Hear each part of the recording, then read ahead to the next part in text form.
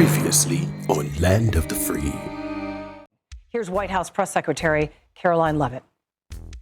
I want your audience to understand this is a top priority for the administration. The Department of Justice, as we speak, is continuing to execute search warrants and subpoenas. People will be in handcuffs. But what we're seeing today, and the premise of this hearing, is selective outrage about fraud.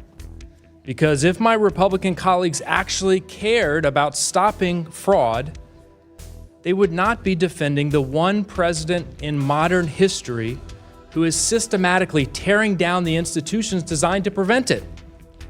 The one president in history who has pardoned fraudster after fraudster after fraudster.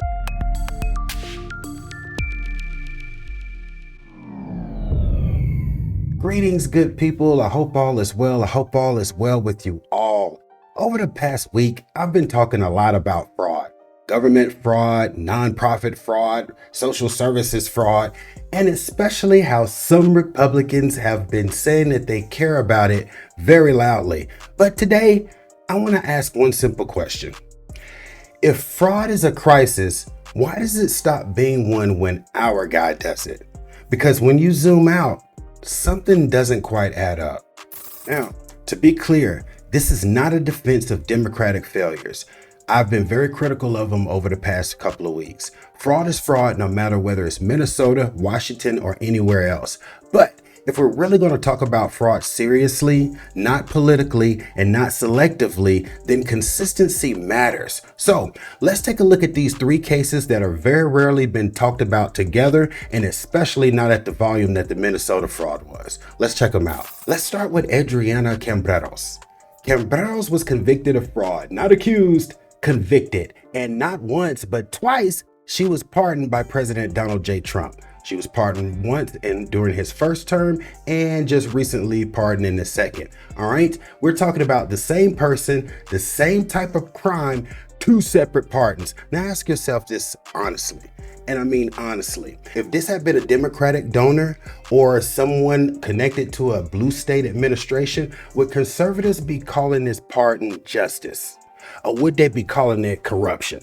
Because fraud doesn't suddenly become less harmful just because the pardon letter has the right signature on it. The Trump administration announced new presidential pardons today. Among them, someone who already got clemency in the president's first term. Back in 2019, Adriana Cambreros was sentenced to 26 months in prison after being convicted in a scheme to sell fake 5-hour energy drinks.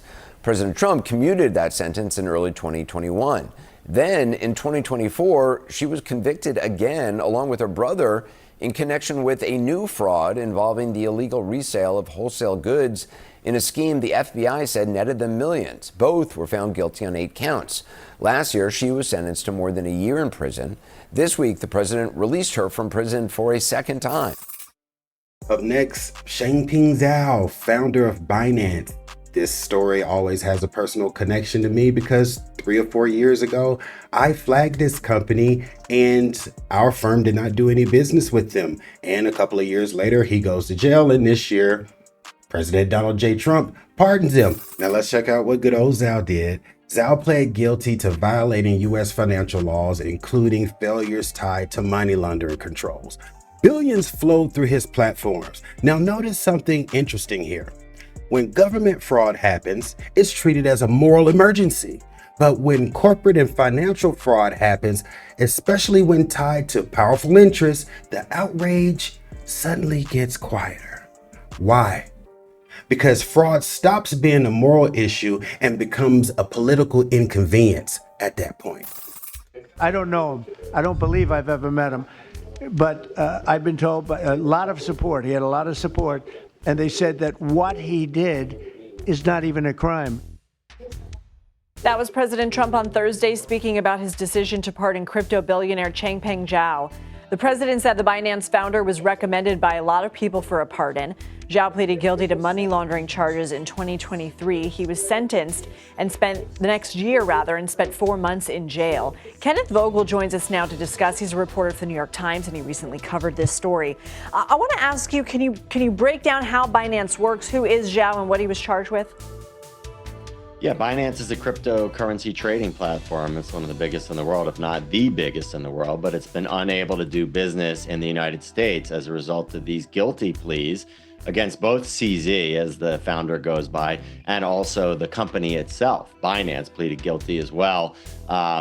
It has been trying to get back into the U.S. market. CZ stepped down as the sort of titular head of the organization as a result of this guilty plea. But they have been making inroads with the Trump family, including doing a deal where Binance and the Emirati Sovereign Wealth Fund financed a $2 billion transaction using World Liberty Financial, the Trump family's crypto company. At the same time, CZ and the company were hiring lawyers and lobbyists with ties to the Trump administration with an eye towards getting this pardon, which is expected to allow him to, and Binance potentially, to enter the U.S. market in a potentially market reshaping move that, you know, could end up with producing a lot of money for the Trump family through this World Liberty Financial deal, and also just shaking up the cryptocurrency market in the United States. Finally, we got good old Brett Favre, beloved sports figure linked to misuse of public welfare funds. Money's meant for people who actually needed the help. Now again, compare the reactions. Some conservatives were furious whenever welfare systems failed, but were much less vocal when the scandal included a famous quarterback with the right cultural alignment. Same taxpayers' money, same victims, different energy. The pride of Mississippi is entangled in the largest welfare fraud scandal in state history. 1 year ago, the state filed a civil lawsuit against Favre and others to recover millions of dollars intended to help the poorest people in one of the nation's poorest states. The suit alleges Favre pushed to get federal funding for 2 projects. One, a new volleyball arena at the University of Southern Mississippi, his alma mater, and where his daughter joined the team in 2017. Text messages, including a new batch recently released by the former governor, have placed Favre at the center of this ongoing case. April 20th, 2017, Favre told then-governor and fellow USM alum Phil Bryant that he and his wife Deanna were building a volleyball facility on campus, and I need your influence somehow to get donations and/or sponsorships. Bryant's response? Of course, I am all in. 3 months later, Favre met with John Davis, then head of the Mississippi Department of Human Services. The agency then committed $4 million from the Temporary Assistance for Needy Families program, known as TANF. Additionally, a state audit revealed Favre's company received $1.1 million in TANF funds for speeches he never made. In 2017, Favre texted another USM alum, Nancy New, who ran a nonprofit that handled TANF and other federal funds.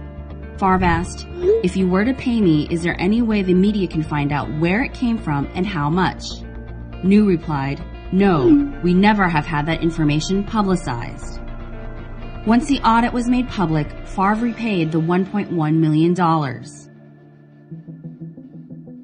The other project Favre sought to fund was Prevacus, a pharmaceutical startup he had a stake in. Text messages show Favre wanted to go back to the same people for more money. December 28, 2018. Favre told Prevacus president Jacob Van Landingham, "Text Nancy. She has strong connections and gave me $5 million for volleyball facility via grant money. Offer her whatever you feel like." A few days later, Favre asked, "Did you offer Nancy anything?" Van Landingham replied, "I'd say we give her 70,000 shares per 1 million she touches in incoming investments." February 5th, 2020. John Davis, Nancy New, and 4 others were arrested. 5 of the 6 ultimately pleaded guilty to diverting millions of dollars earmarked for needy families. Here's the consistency test. If fraud is truly about protecting taxpayers, protecting vulnerable people, protecting the public trust, then who commits it should not matter. Not the party, not celebrity, not ideology. Because once fraud only matters when the other side does it, it's no longer about justice. It's about branding. And that's just why I'll keep asking this question. Even if it is uncomfortable, if fraud is a crisis, why does it stop being one when our guy does it? Engage and let me know in the comments. Until next time, everybody, peace and stay informed.